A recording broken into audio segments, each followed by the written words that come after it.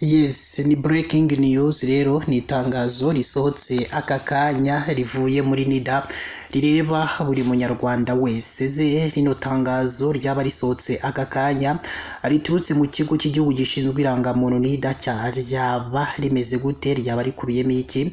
Byinshi rero urimo uragenda wibaza ku cyaba gikubiye muri iri tangazo, nibyo tuje kugenda tubasobanura muri aya makuru yacu y'uyu munsi. Reka rero twihuse tubagezeho icyo rino tangazo rivuga risohowe n'ikigo cy'igihugu gishinzwe irangamuntu NIDA, aho kuri ubu ngubu gitangaza ko igerageza rya mbere ryo gutanga irangamuntu nshya ikoranye ikoranabuhanga rizatangira mu kwezi gutaha kwa Nyakanga, kikanavuga itandukaniro ryayo n'isanzwe aho izajya ihabwa abantu bose kuva ku mwana ukivuka.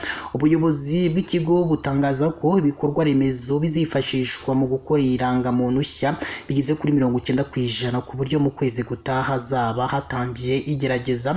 Umuyobozi wa NIDA Mukesha Josephine avuga ko irangamuntu ikoranabuhanga izaba ikubiyemo amakuru bwite y'umuntu ndetse n'ibipimo ndangamiterere ye.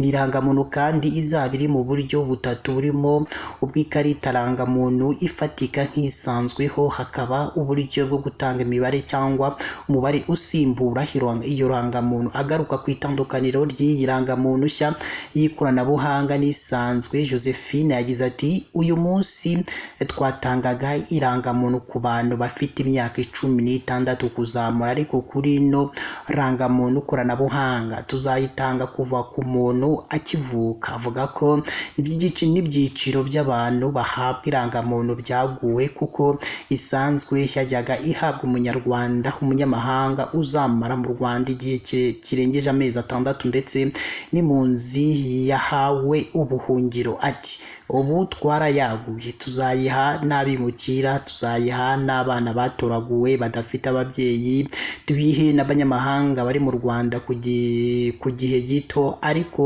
bazayikenera ku ntego za serivisi mu buryo butandukanye. Irangamuntu isanzwe yabaga ifite imibare igaragaza ibisobanuro kuri nyirayo, aho hari iyagaragazaga umwaka w'amavuko cyangwa igitsina cya nyirayo, mu gihe iyishya itazajya igaragaza ibi byose. Josephine ati iriya mibare itatu ya nyuma ariyo document number yajyaga ihinduka, ariko ubu turashaka ngo ibe ari unique identify, umwihariko idafite n'icyo ivuga.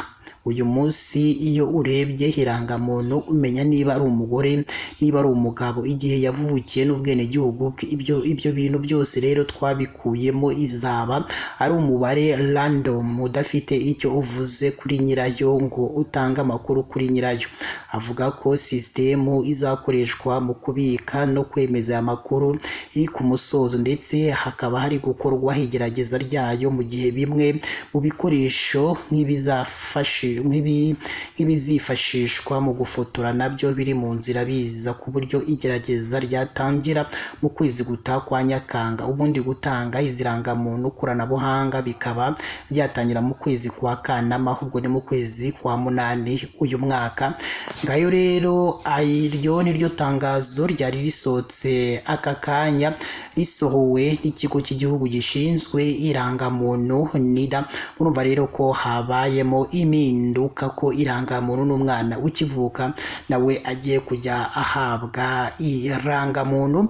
Reka rero natwe dusoreze hano, kandi tubashimire mwe tuba twabanye mu makuru tugenda tubagezaho umunsi ku munsi, kandi Imana yo mu ijuru ijye ikomeza ibane namwe mu byo murimo byose bigiye bitandukanye.